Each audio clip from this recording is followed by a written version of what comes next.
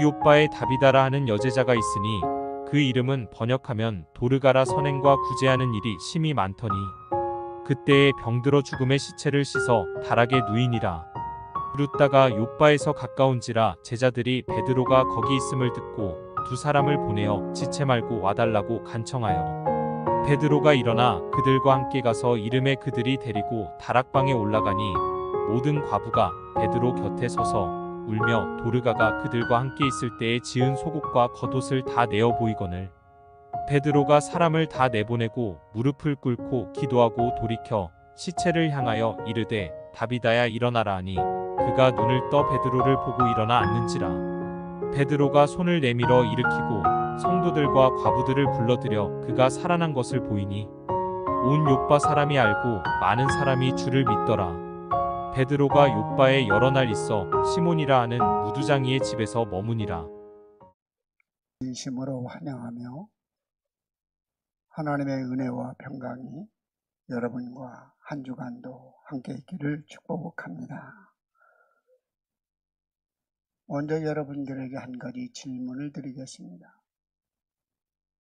여러분이 한 주간 동안 하나님이 나와 함께 하시고 나를 인도하심에 대한 이야기를 갖고 있습니까?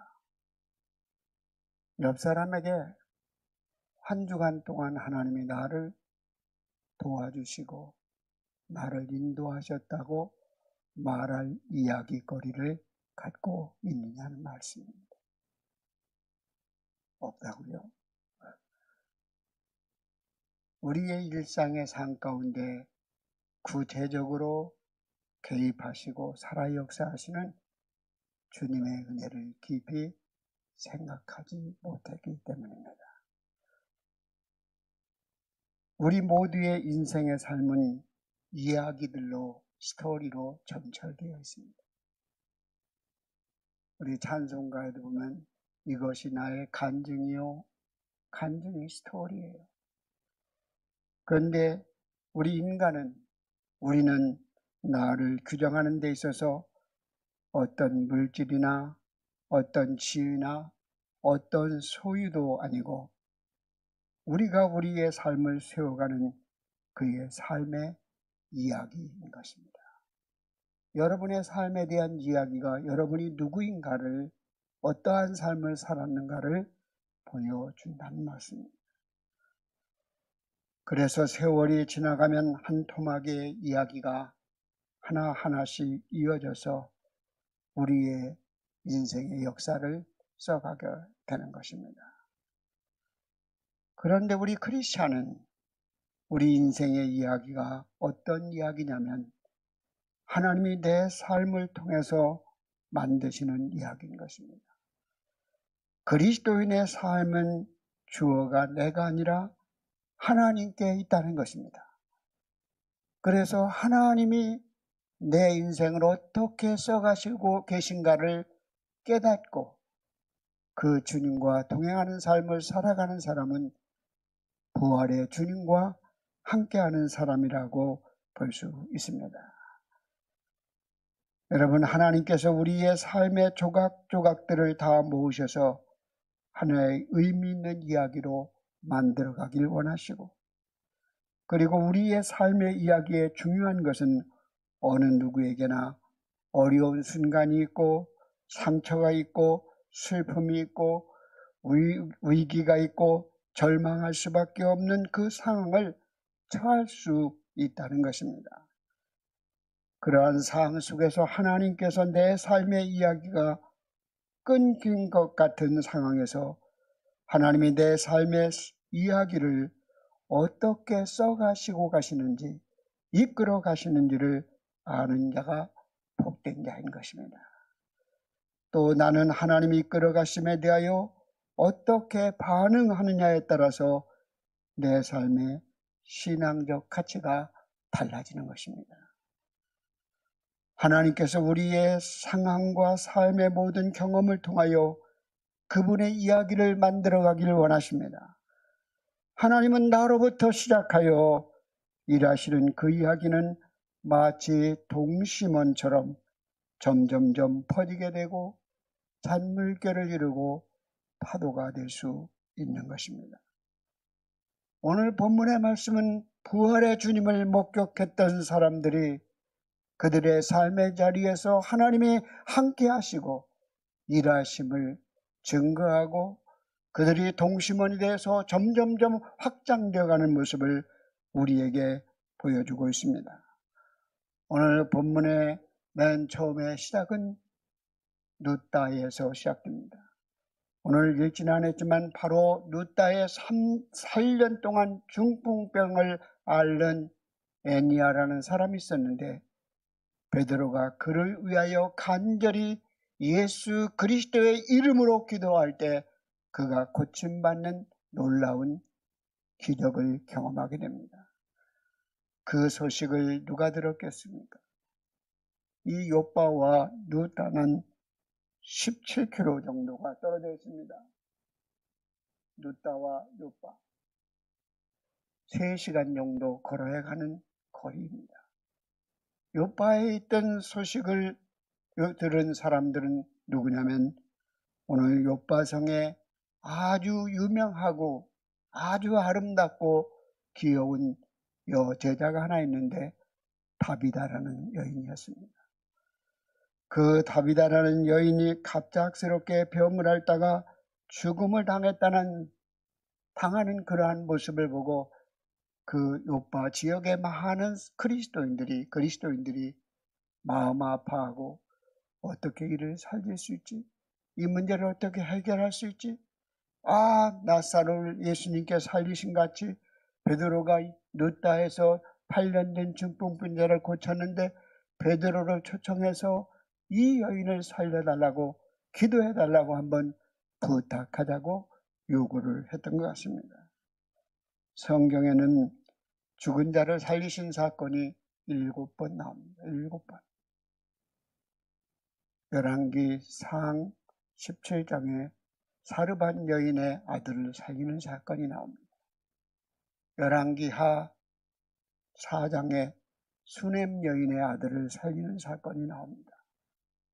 그리고 신약 성경에 와서 나인성 과부의 이 아들을 살리고 그리고 해당장 야이로의 딸을 살리고 그리고 오늘 죽은 나사로를 살리고 그리고 오늘 본문에 누구예요? 다비다를 살리고 또 누굽니까? 생각이 안 나는가 보다. 바울이 살린 유명한 한 사람이 있습니다. 말씀을 듣다 떨어져서 죽은 유두고라는 인물을 살렸습니다. 그래서 7명입니다. 7번 죽은 자를 살리는 기적의 역사를 예수님이 행하신 거죠. 오늘 이 본문의 말씀에 나오는 다비다라는 여인은 선행과 구제 사역이 누구보다도 열정을 가지고 있던 여인인 것 같습니다. 그래서 그 당시에 여성을 향하여 제자라는 표현을 쓴 것 보면 그 요빠에서 꽤나 영향력 있는 여인이었음을 알 수 있습니다. 왜? 그 당시에는 여인들에게 제자라는 칭호를 함부로 주지 않거든요. 그가 예수님의 제자라고 말하는 것은 그가 얼마나 예수님의 사랑과 은혜를 나눈 흔적들을 가지고 있었는지 많은 사람들이 알기에 그를 제자라고 칭한 것입니다. 여러분이 예루살렘 교회가 베드로가 스데반이 순교를 당합니다. 그래서 예루살렘 교회가 완전히 흐트러집니다. 사마리아로 유다로 온 지역으로 디아스포라들이 흩어집니다. 그 흩어졌던 교인들을 오늘 베드로가 신방을 하고 있는 거예요. 그래서 오늘 룻다에 가서 애니아를 신방하고 이제는 소식을 듣고 급히 다비다를 살리기 위하여 요빠로 오는 모습을 보게 됩니다. 여러분, 하나님의 능력을 다비다를 다시 일으켜 세우심으로 하나님의 능력을 보여주고 있는 것입니다. 요빠는 하면 누가 생각납니까? 다시스로 가는 요나, 요빠 중이에요. 요빠. 그리고 또 열왕기 해보면 레바논의 백향목 모든 나무 뗏목을 주로 받았던 곳이 요파 항구입니다. 요파 항구는 좀 깊습니다. 절벽이 약간 절벽으로 되어 있거든요. 그런데 그 요파의 다비다라는 여성이 결국은 존경받는 사람이었음을 36절에 보면 다비다라고 하는 여제자는 선행과 구제하는 일이 심히 많았다고 말씀하고 39절에는 모든 과부가 베드로 곁에 서서 울며 도르가가 그들과 함께 있을 때 만들어준 속옷과 겉옷을 내볼 정도로 이 죽은 다비다 언니가 지어준 거예요. 속옷 겉옷을 지어줬다는 것은 사랑의 흔적, 은혜의 흔적을 베드로에게 보이며 이 여인을 살려달라고 요구하고 있는 것입니다. 다비다라는 원래 이름은 아람어입니다. 그리고 헬라식 이름은 도르가라고 볼 수 있습니다. 도르가. 그래서 이는 헬라파 유대인이라는 것을 볼 수 있습니다. 재밌는 말로 하나님이 이 도르가가 왔으니까 다시 돌아가 하고 도르가를 했대요. 다시 돌아가라. 그래서 도르가가 살아났잖아요. 여러분, 그가 선행과 구제를 통하여 많은 사람들에게 인정받고 존경받는 인물이었습니다.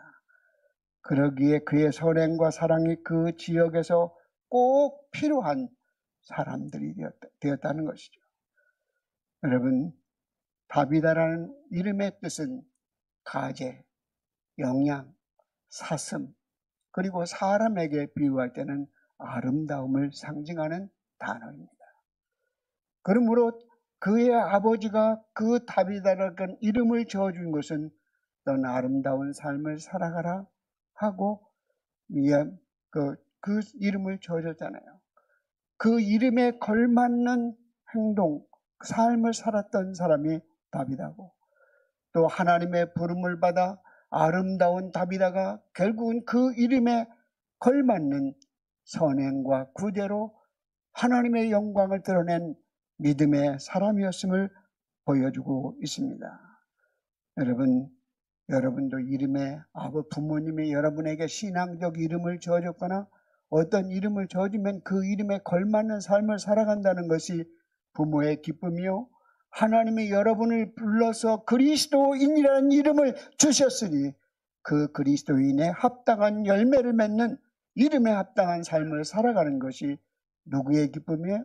하나님의 기쁨이 될 줄 믿습니다. 오늘 사람들은 다비다를 떠나보내고 싶지 않았습니다. 다비다는 옆에 오래오래 두고 싶은 여인이었는데 그렇게 하며 다비다를 그리워했던 것 같습니다. 참된 성도는 다른 사람들이 옆에 오래도록 머물러 주기를 바라는, 그러고 더 깊이 교제하고 싶은 사람이 참된 성도요. 오늘 본문의 말씀에 참된 성도는 부활하신 예수 그리스도를 믿는 사람들이 참된 성도인 것입니다. 왜냐하면 오늘의 본문의 말씀은 윤리적으로 이 다비다가 선행과 구제가 많았다는 데 초점이 있는 것이 아니라 결국 사마리아와 땅끝까지 이르러 복음이 전파되는 하나님의 능력과 역사가 초점인 것입니다. 그렇기 때문에 오늘 이 말씀을 통해서 다비다가 거룩한 낭비를 통하여 다른 사람들에게 희망을 주고 도움을 주는 사람으로 세워진 것처럼 여러분들의 사랑과 선행의 흔적을 통하여 다른 사람들에게 꼭 필요한 존재가 된다면 그리스도의 이름이 여러분을 통하여 드러날 줄 믿습니다. 여러분을 통하여 증거되는 줄 믿습니다. 이 다비다의 헌신이 심히 많았다라는 이 표현은 성령 충만이 넘쳤다는 그런 의미를 사용할 때 사용하는 단어로 결국은 나눠주고 나눠주는 삶이 누구보다도 그에게 일상의 삶이 되었음을 의미하는 것입니다. 그래서 진정한 우리가 낭비라는 단어를 부정적으로 사용할 때는 물을 낭비하고 어떤 물건을 낭비하고 좋지 않은 것으로 사용하지만 거기에 거룩한 이름이 붙으면 거룩한 낭비가 있습니다. 이 거룩한 낭비는 결국 낭비가 아니라 하나님이 기뻐하시고 이웃에게 희망을 주는 그러한 헌신과 사랑의 삶이 거룩한 낭비이고, 어떤 신학자는 예수 그리스도께서 우리를 위하여 십자가에 죽으신 그 사건은 가장 큰 거룩한 낭비였다라고 말합니다. 오늘도 여러분들이 선교사에 대한 이야기 잘 아시잖아요. 선교사님 좋은 대학교 졸업해서 신학대학교 졸업하고 선교사로 파송되어서 그 파송된 나라에 가서 하루 만에 죽었잖아요. 그 내리지도 못하고. 왜? 거기 사람들이 창과 칼로 죽였잖아요. 그랬을 때 미국의 큰 책에 이게 얼마나 큰 낭비인가라고 크게 심은 대문자로 쓴 거예요. 이렇게 미국에서 하버드 대학 그리고 훌륭한 신학대학에 나와서 프린스턴 나와서 결국 그 지역에 선교사로 간 3명의 남자가 하루에 죽음을 당했으니 얼마나 큰 낭비인가라고 썼어요. 그랬을 때 그 낭비가 거룩한 낭비라고요 하며 그것에 대해서 반박문을 쓴 사람이 짐 엘리엇의 부인인 것입니다. 이것이 거룩한 낭비라고요? 그래서 그 부인이 또 그 지역을 에콰도르를 찾아가잖아요. 찾아가서 그곳에서 그는 여성은 안 죽이는 그러한 전통 때문에 그들에게 사랑을 나누면서 그 사람들을 다 선교합니다. 나중에 당신은 누구입니까? 라고 원주민이 물었을 때 당신들이 7년 전에 죽였던 그 남자들의 아내입니다라고 밝히는 거예요. 이것이 결국은 그것이 결코 하나님 앞에 거룩한 낭비는 없다는 거예요. 하나님께 뿌려진 순교의 피가 반드시 열매를 맺는 것처럼 우리의 삶의 아름다운 헌신들이 반드시 주님의 이름을 드러내고 주님의 영광이 선포되고 그리고 그것을 통하여 결국 하나님이 기뻐하시는 줄 믿습니다. 오늘도 여러분들의 삶 속에 꼭 나눔과 선행의 봉사가 회복되는 삶이 그것이 부활의 삶이에요. 부활신앙이라는 것은 하나님의 통치가 내 안에 이루어지는 것이며 하나님의 통치가 이루어진다는 것은 하나님의 성품인 사랑과 희생의 정신을 품고 살아가는 그 삶이 부활신앙인 것입니다. 오늘 또 예수 그리스도의 부활의 4번째 줄기에 여러분들이 부활신앙을 가진 자로 사랑과 선행이 이웃을 향하여 꼭 필요한 존재로 세워지는 하나님의 사람들이 되시기를 바랍니다. 여러분, 난 나눠줄 것이 없다고요? 그럼 말할 수 있습니다. 나눠줄 게 없어요. 그러나 여러분들이 가지고 있는 생각을 나눠주십시오. 여러분들에게 아름다운 말을 나누십시오. 혹시 여러분들의 아름다운 미소를 나누십시오. 그리고 나의 기쁨, 나의 재능, 나의 지식, 나의 물건을 나누는 모든 것은 바로 내 생명의 일부를 주는 것이라고 이혜인 수녀가 밝혔습니다. 우리의 삶의 물질로만 아니라 미소를 나누는 것도, 그리고 내가 가지고 있는 지식을 나누는 것도, 내가 받은 바 은혜를 나누는 것, 이 모든 것이 생명을 나누는 거룩한 낭비와 같다고 말씀하고 있는 것입니다. 여러분이 꼭 주변에게 함께 있고 싶은 사람, 그런 사람으로 그리스도를 증거할 수 있기를 축복합니다. 그러면서 오늘 다비다를 살리신 사건으로 장면을 생각해 보고자 합니다. 오늘 본문의 초점이 윤리적으로 이 다비다의 선행에 있는 것이 아니라 그리스도의 복음이 어떻게 확장되어 가고 있는가를 우리에게 보여주고 있는 사건이기 때문입니다. 오늘 37절에 그때란 말은 다비다가 아름다운 헌신을 통하여 살아가는 중에 갑작스럽게 병에 들고 죽음을 맞이하게 됩니다. 여러분, 하나님의 일을 하는 사람도 사업에 실패할 수도 있고요, 병들 수도 있고요, 또 살아가는 동안 어떤 어려움도 얼마든지 당할 수 있습니다. 그러나 우리 믿음이란 우리가 처한 상황에서 어떻게 반응하는가, 그것이 우리의 믿음의 자세인 것입니다. 우리는 실패와 절망의 자리에서 극단적인 선택을 하거나 더 아무렇게나 살아가겠다고 무지막지한 그러한 희망이 없는 삶을 살아가는 것이 아니라, 그러한 질병이나 죽음과 같은 고통, 부정적인 상황 속에서도 하나님의 구원이 필요한 존재, 하나님의 도움이 필요한 존재라는 사실을 깨닫고 하나님을 붙잡는 사람들에겐 희망이 있는 줄 믿습니다. 그 속에서 우리의 영혼이 구원받고, 그러한 상황 속에서 우리가 믿음 생활을 잘하다 실패해도 그걸 받아들이고, 나도 얼마든지 그런 일이 있을 수 있다는 것을 받아들이고, 내가 믿음으로 예수라면 어떻게 할 것인가라는 마음으로 신앙적으로 반응할 때 하나님이 여러분을 통하여 일하시는 줄 믿습니다. 내가 병들었어, 원망하고 불평하고 그럴 수 있습니다. 그러나 그것으로 머무르는 것이 아니라 우리의 탄식이 변하여 찬송이 되고 원망이 변하여 기쁨이 되는 것은, 이 일을 통하여 하나님을 새롭게 만난다면, 이 일을 통하여 하나님을 가까이 한다면 우리에게 희망이 있고 소망이 있는 줄 믿습니다. 오늘 욥바의 이 다비다의 죽음으로 말미암아 안타깝게 생각하는 사람들이 결국은 룻다에 머물러 있는 베드로를 지체 말고 와달라고 두 사람의 제자를 보내는 것입니다.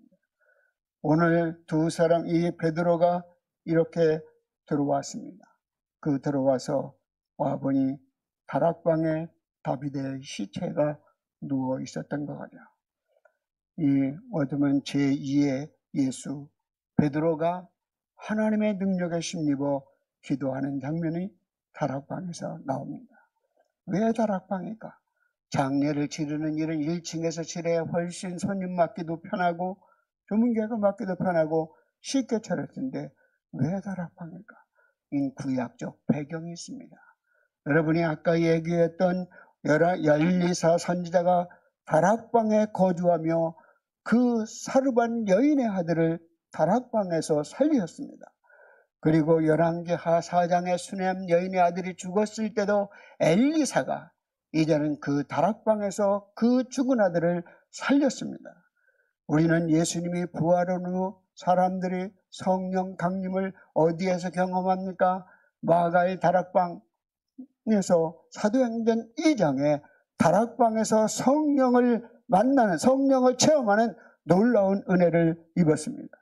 그러므로 이 오늘 욥바에 있는 성도들이 다비다를 다락방에 모셨다는 것은 구약의 배경을 잘 알고 있는 그들에게 부활 신앙을 가지고 있었기에 베드로가 오면, 성령이 역사하시면 이를 살릴 수 있다는 그 부활 신앙과 믿음이 있었기에 다락방에 모셔놓은 것입니다.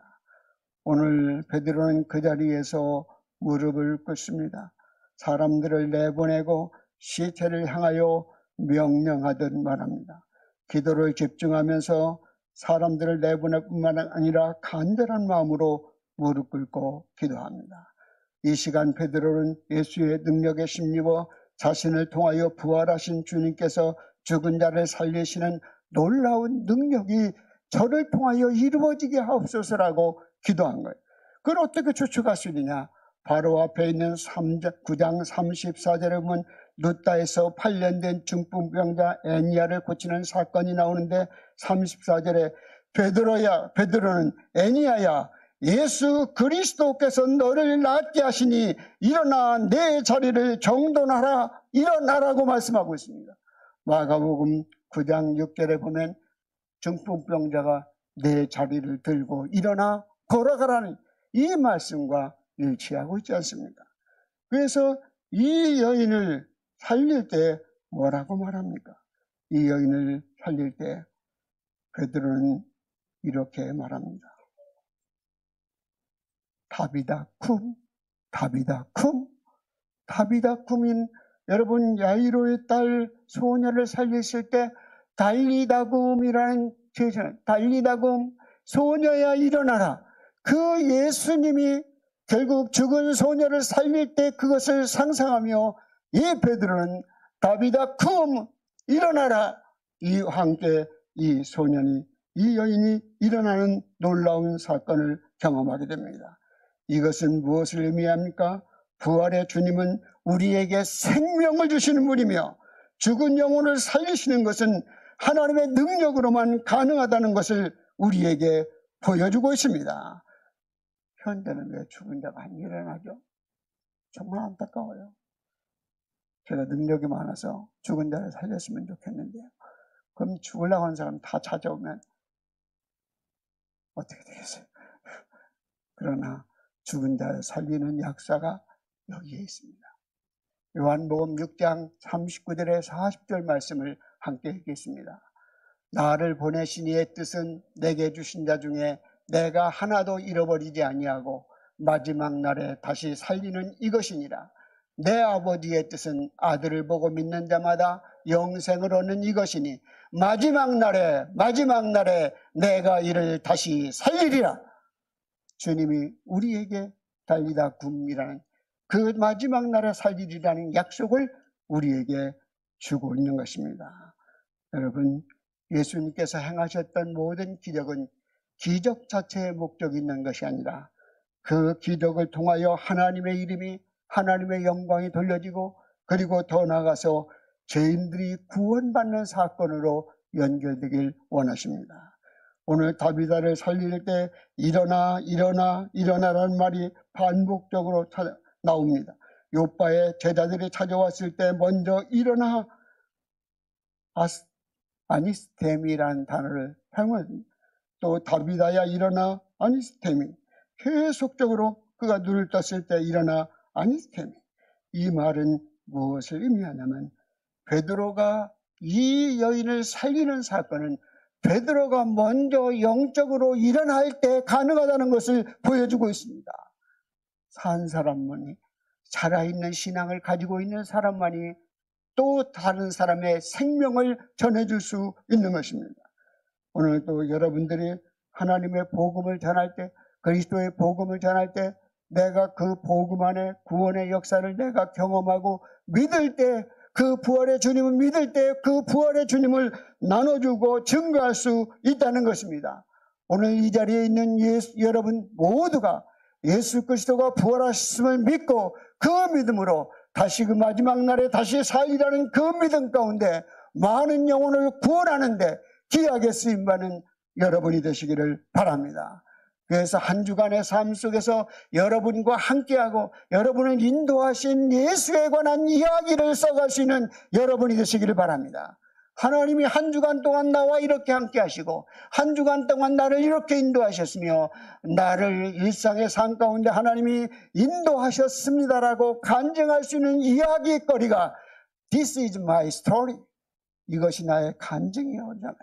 이것이 나의 간증이요. 그 간증이 여러분 가운데 꼭 있기를 바랍니다. 다비다야 일어나라. 결국 베드로가 먼저 영적으로 일어났을 때 다비다를 일으킬 수 있었던 것입니다.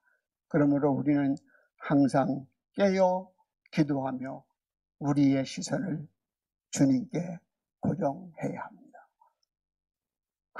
우리의 시선이 하나님께 고정됐을 때만 그리스도인이라는 말이 있습니다. 우리의 시선이 세상에 머물러 있다면 그리스도인의 삶을 살 수 없고 우리의 시선이 하나님께 고정됐을 때 너는 크리스찬이다. 그래서 사단은 항상 풀타임으로 우리를 유혹합니다. 여러분들의 신앙은 파트타임이 되면 안 된다는 거예요. 주일에만 신앙적 파트타임이 아니에요. 여러분, 사단은 풀타임으로 우리를 넘어지뜨리려 할 때 우리도 풀타임으로 하나님께 깨어 있어야만 영적 싸움에 승리할 수 있는 줄 믿습니다. 여러분, 파트타임으로 신앙생활 하지 마세요. 주일날만, 기도하는 시간만. 그러한 신앙이 되어서는 안 되는 것입니다. 그리스도인의 삶은 언제나 풀타임의 신앙인이 되어야 하는 것입니다. 오늘도 기도해야 될 시간에 기도하지 않고 우리가 당하는 시험과 고난을 이길 수 없습니다. 기도가 절대 우선되어야 하고 기도 시간에 어느 누구도 침해할 수 없는 집 기도의 간절함을 가질 때 기도의 응답을 받을 수 있고, 그러므로 우리는 앞으로 기도할 상황이 생기게 되면 지체 없이 하나님 앞에 무릎 꿇고 기도하는 자세를 취하고 열심을 다하여 기도해야 합니다. 기도를 통하여 하나님의 능력이 나타나고 모든 문제가 해결될 수 있다는 믿음으로 기도에 집중할 수 있는 귀한 삶을 살아갈 때 오늘날도 우리를 위하여, 우리를 통하여 일하시는 하나님을 만날 수 있는 줄 믿습니다.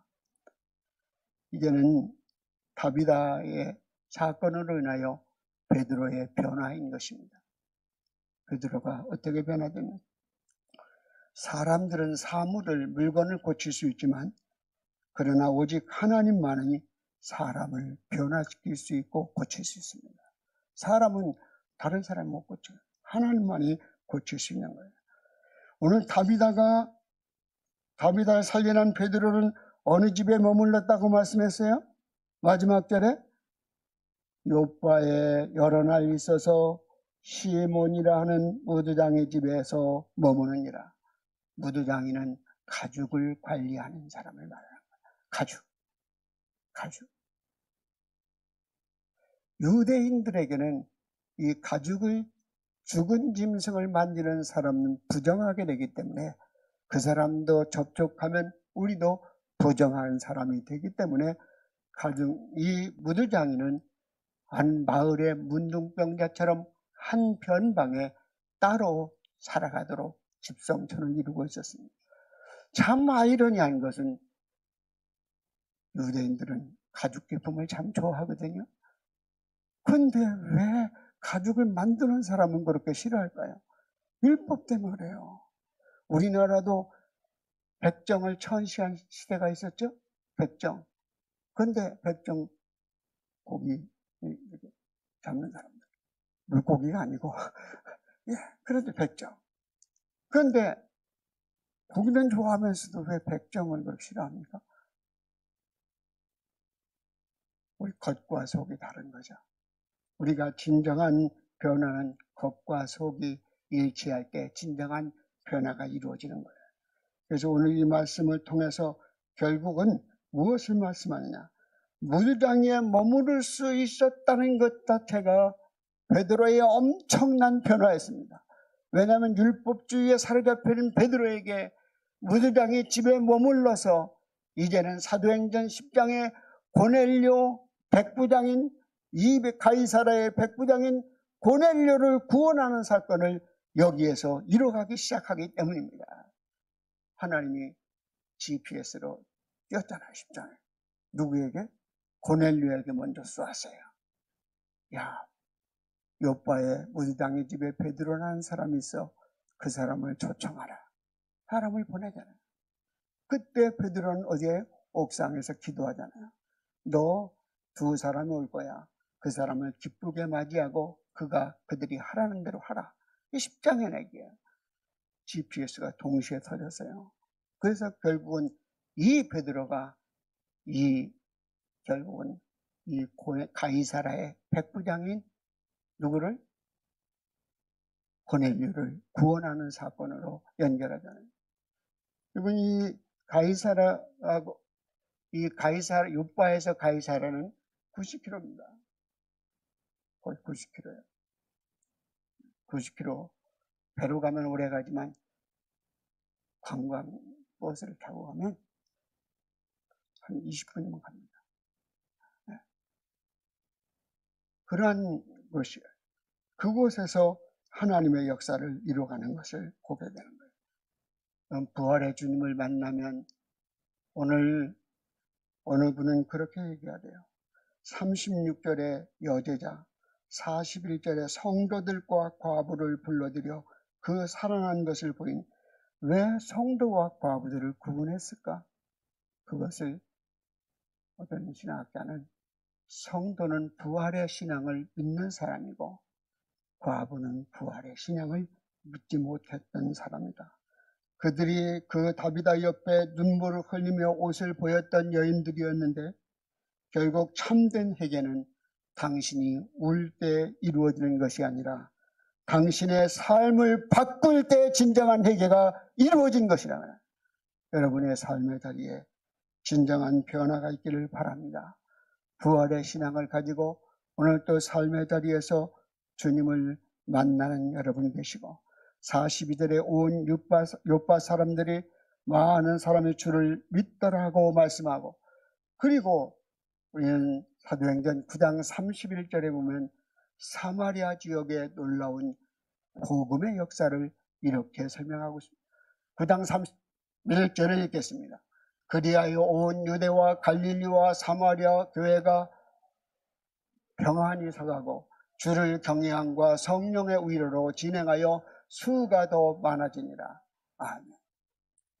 예전에 개척교회 할 때 그 주보에 성구, 저 성구 많이 썼습니다. 10개 교회면 3개 교회가 적었었어요. 왜? 성령의 주를 경외함과 성령의 위로로 믿는 사람의 수가 많아지니라. 사마리아 교회가. 오늘 또 여러분들이 이 다비다 사건으로 인하여 주의 복음이 확장되었던 것처럼 여러분의 삶의 이야기를 통하여 주의 복음이 확장되는데 귀하게 쓰임받는 여러분이 되시기 바랍니다. 오늘의 말씀을 통하여 참된 성도는 부활신앙을 믿는 사람들입니다. 부활신앙을 가지고 있을 때만 우리는 거듭났다고 말할 수 있어요. 거듭남이란 무엇인가? 우리는 구별됐다는 말과 같이 쓸 수 있습니다. 거룩하다는 말. 여러분이 거룩해지고 구별됐다는 말은 여러분의 생각이 구별되고 여러분의 마음이 구별되고 여러분의 가치관이 구별되고 여러분의 삶의 목적이 구별될 때 하나님의 나라에 속한 백성으로 살아갈 수 있는 것입니다. 구별된 삶. 생각이 세상 사람 생각이 똑같지 않아요. 그리고 마음이, 가치관이, 목적이 구별되어 하나님의 백성으로 승리하셔서 하나님, 일하시는 하나님을 날마다 만나는 여러분이 되시기를 주의 이름으로 축복합니다. 기도드리겠습니다. 하나님 아버지, 은혜와 사랑을 감사드립니다. 오늘 또 베드로를 통하여 오늘 다비다를 살리는 놀라운 사건을 보게 되었습니다. 그 말씀 속에서 하나님의 이름이 예수 그리스도의 이름이 증거되었던 것처럼 우리의 삶의 자리에서 하나님의 일하심을 보고 간증할 수 있도록 도와주시옵소서. 주의 축복된 백성으로 늘 믿음의 삶, 회개의 삶을 통하여 부활의 신앙을 다른 사람들에게 나타날 수 있는 하나님의 사람들이 되게 하여 주시옵소서. 예수님의 이름으로 기도드립니다. 아멘.